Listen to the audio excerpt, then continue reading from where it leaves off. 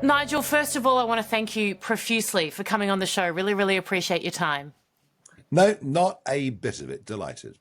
You could single-handedly be responsible for killing the Conservative Party in the UK. Does that sit comfortably with you, or have they killed themselves? No, they've killed themselves. They didn't know, they didn't need my help. Look, do you know what? Do you know what? The Conservative Party fought against Brexit. I fought against them. I forced them into giving a referendum for the millions of votes I was getting in the country. We won that referendum fair and square. They then completely failed to implement it. So I came back again and destroyed them in the 2019 European elections, and I directly removed their Prime Minister, Theresa May. Then they said, we've got it. We've got it. We understand you. We're listening. We'll make Boris the Prime Minister. And what did I do? I stood aside and let Boris have it. And what did he do? Well, he took us out of the European Union and then did nothing with it whatsoever. I have spent the last 20 years doing things, forcing the Conservatives into positions they never really wanted to be in, but I felt at least I was shifting the agenda. Now I realise they can never, ever, ever be trusted again. There's not a word they say in public that anyone should believe. And I said last year, when I came out of retirement and came back into politics, that my aim was to replace the Conservative Party. And you know what? We've best part done it. Have you prepared mentally for your next job? Well, obviously, we don't quite know when that's going to be. And you've got to be careful, because if I start thinking too much about Downing Street, I mean, it's a bit like being on the 15th tee in the Golf Club monthly medal. And you look at your card and you think, well, you know what? If I par in from here, I'm going to be the champion. And then you start defending, the ball starts going sideways because you've sort of lost focus on what you're doing. So I am trying to focus hard on the campaigns that are coming up. On May the 6th next year, we have the UK equivalent of the midterms, where every London borough votes, the whole of Scotland votes, the whole of Wales votes, etc. So I'm focusing hard on that, on getting the structures right, on professionalising the party. But I have set up a department. We got a defector from the Conservative Party, a man by the name of Danny Kruger, a real intellectual politician, and he is now heading up a department called Preparing for Government. So yes, we are getting ready, we are thinking, and we're trying to work out, how do we put through the will of the people if we win, when there's going to be so much obstructionism that we get from the woke establishment. So the answer is yes, we're giving it thought, but I'm still keeping my eye very firmly on the ball, that we actually have to get there first. I bet. I'd love to know your greatest strength, according to you, because sometimes that differs according to other people, and what you perceive to be your greatest weakness, and in I guess, via the lens of being a leader or a future leader of your country. My greatest strength is persistence.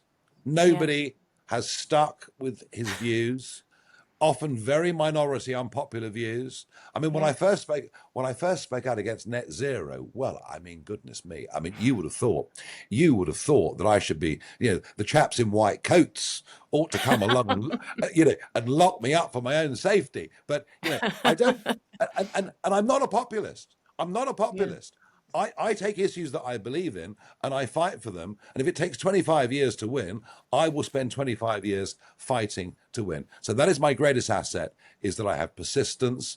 I'm consistent in my views. I don't budge. I don't shift. And I'm actually quite good at getting people to look at things through the other end of the telescope and thinking about things in a different way. That, I think, is my biggest strength. Weakness? I think I'm.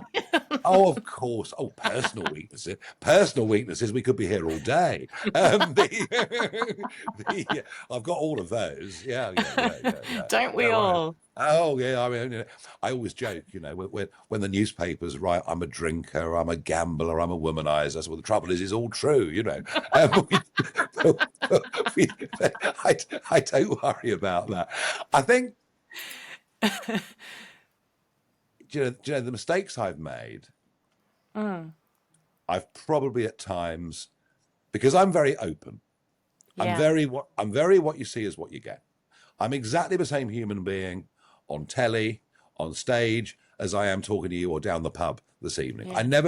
I never change. I never pretend to be anything other than I am. And I think perhaps because of that, I've been a bit too trusting at times, and I've made bad judgments. I've trusted people about whom I should have been more cautious to begin with. And I think that has been something that over the years has come back to bite me quite hard. Yeah, I get that. I also think there's something lovely in not losing the part of yourself that is open and is not completely suspicious of everyone and is a bit vulnerable as well. The fact that you are like that, I think there's something that, well, clearly that's something people warm to. Look at the polls. Well, authenticity. Yeah. That's the thing, isn't it? Authenticity. And so many conservative, centre-right political figures over the last few decades, I mean, let's be frank, they're boring. They're so dull. They're so dull. And I think authenticity means that you do have a laugh and a joke. You sometimes have a laugh and a joke at your own expense when you've got something wrong. And I do really think that this drive for authenticity, I think we're sick to death of over highly polished political figures standing up, spouting a series of platitudes that sound all very motherhood and apple pie and cuddly. So I think being authentic is, to me at least, very, very important. And also, let's be frank. I mean, I'm very lucky. I'm very lucky that currently the Labour and Conservative parties do not have any credible, charismatic leaders. I mean, there's just no one. There's no one that inspires anything. You look at Keir Starmer, I'm someone who I will be scathing about the content and substance of you, your behaviour, your actions, your words. I don't ever like to get personal, but is there a worse world leader? I mean, Macron would push him, but then Keir Starmer. I mean, in terms of weak, yellow-bellied, it's appalling. I didn't think someone like this existed, let alone someone that can take the highest office in your country. I thought when he came into office that he was a North London human rights lawyer. He'd lived in the marzipan layer of life, not quite at the top, tucked in the middle, everything very comfortable, but probably a perfectly nice bloke, just with a funny set. I don't believe that anymore. I think his attack on me over the Labour Party conference 3 weeks ago was personal, venomous, and insightful of violence towards myself. And I no longer think he's a nice guy. And you know what? He's really annoyed me now. He's really, really upset me. And I want to tell you something. I'm a really good friend. But a lot of people over the years that have crossed me have come off worse at the end of it.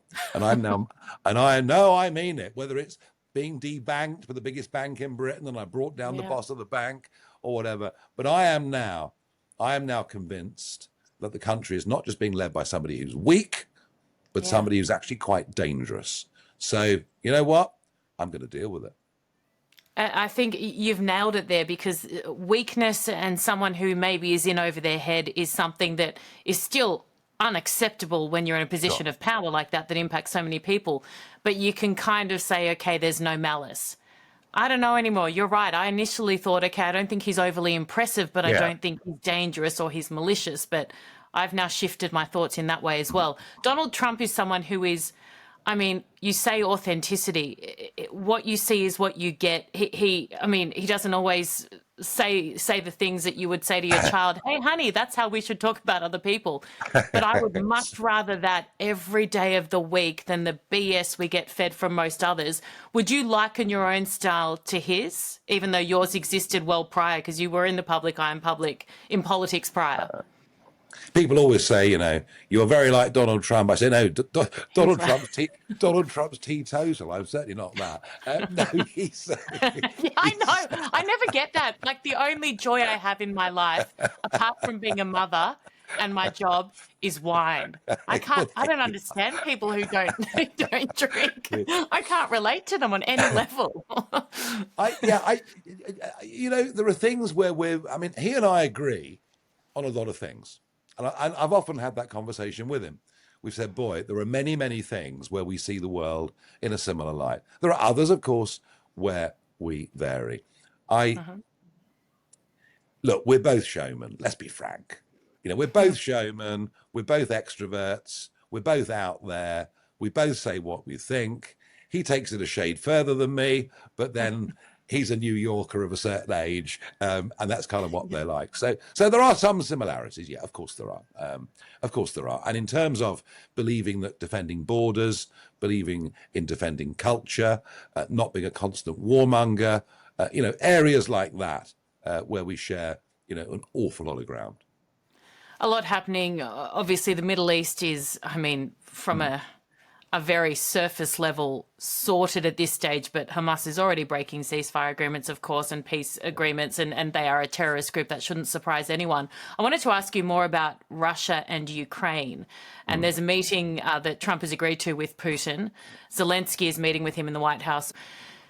Donald Trump has shown that in order to get stuff done on the world stage, you have to be able to deal with even fairly malicious actors who wish your country not well. And when he gets up and he talks about different leaders who are not friends of the United States, but he's complimentary, etc., he did a great job in getting stuff done. Putin is a warlord, in my opinion. I'm banned in Russia, and proudly so. How would you handle those kind of situations with people who you see as being evil, but when there is an outcome to achieve, how would you rate yourself in those situations? I think that Trump thought logically that Putin would behave rationally to a demand to sit round the table with Zelensky and to try at least and begin to find a peace solution, because all wars end in one of two ways. They either end in a deal where both sides have to give up something, or they end in annihilation. That's the brutal truth of warfare, So I think Trump thought that Putin would act rationally, and Putin thus far has not acted rationally. In fact, he's acted increasingly dangerously. And I suspect what Trump is going to do is to up the ante in quite a big way. He doesn't like Putin making a fool of him, and that's how he feels. Despite the Middle East success, that's how he feels on this issue. So issues like Tomahawk cruise missiles, long range, being given to Kyiv, being given to Zelensky, are very much on the agenda. We know what he's done with tariffs on India, who, of course, buy so much Russian oil and gas, and he's going to try and force Putin into a very, very tight corner. It's the right thing to do, but it comes with risk. And the risk is that a very, very cornered Putin could become incredibly dangerous. So I don't think we should underestimate the sheer seriousness of what's coming over the course of the next week. And I don't think we should anticipate anything other than Trump turning the screw very, very hard on Russia. Russia, clearly a massive threat. You look at Iran, of course, not just in the Middle East, but they have their tentacles everywhere. China, though, is the country that we should be the most concerned with, in my opinion, and particularly in Australia geopolitically. It's a massive issue for us. I always say that the rising threat of China, but that has well and truly passed. It is a current existing threat. I know you in the UK, your head of your spy agency, your intelligence agency, has come out and said every single day they are a massive threat, which they are.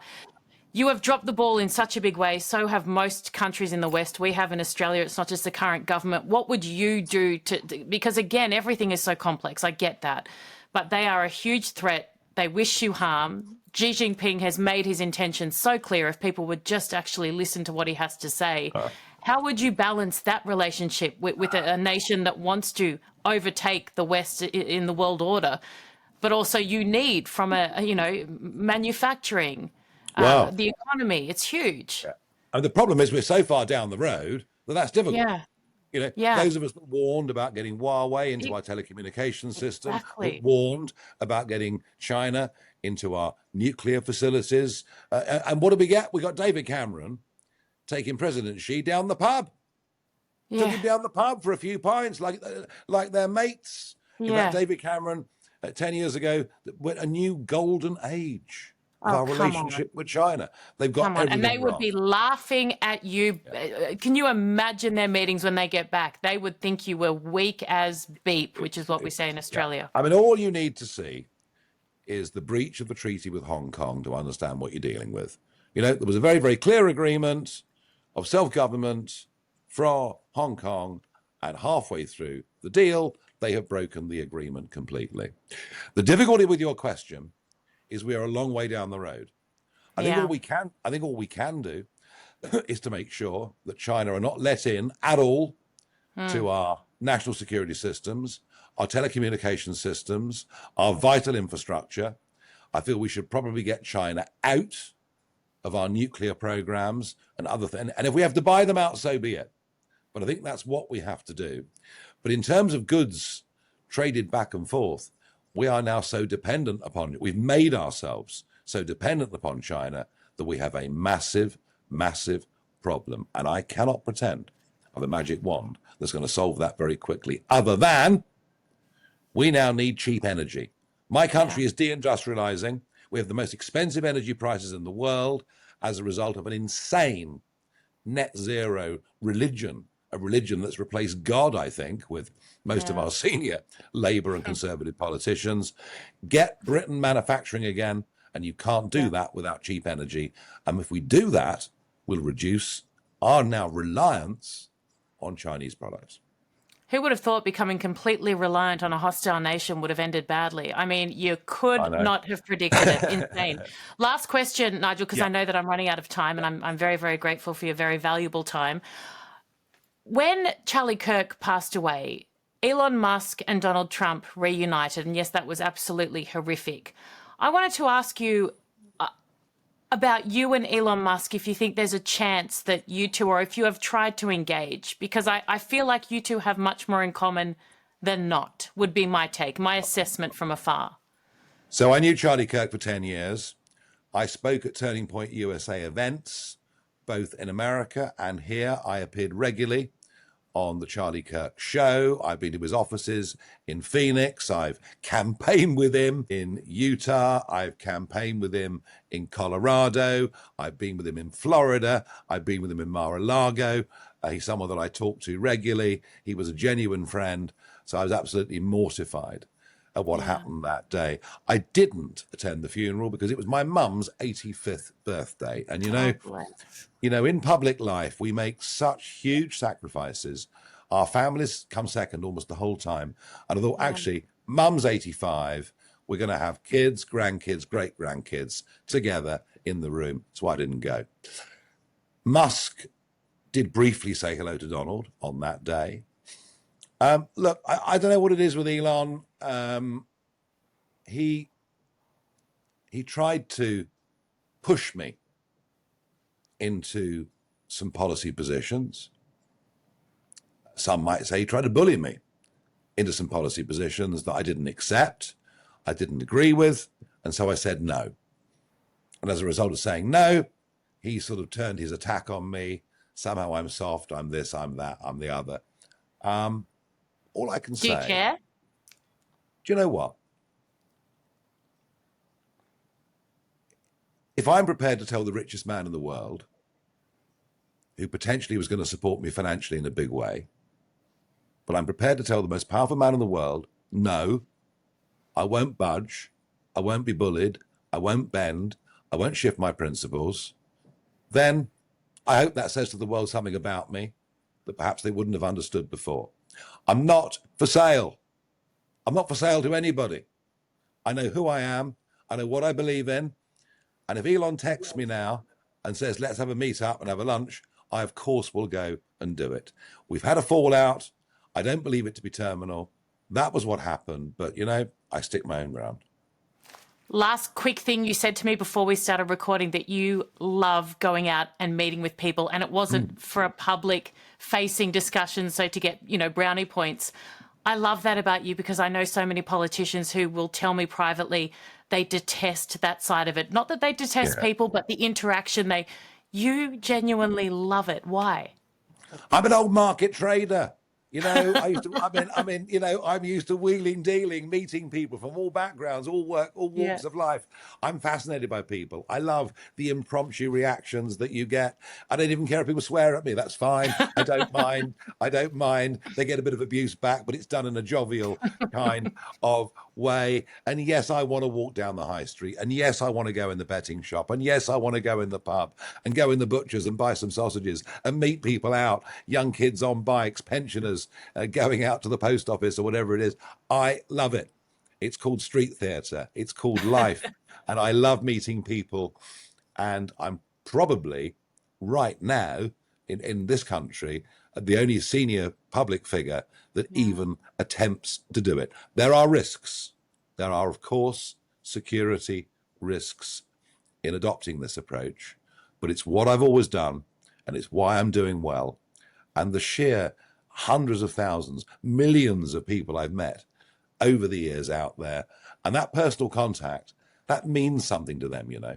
That actually means something to those people. And I never, ever, ever forget that. Nigel Farage, thank you so much for joining us here on the Erin Molan Show. It's been such a pleasure. Thank you. Thank you.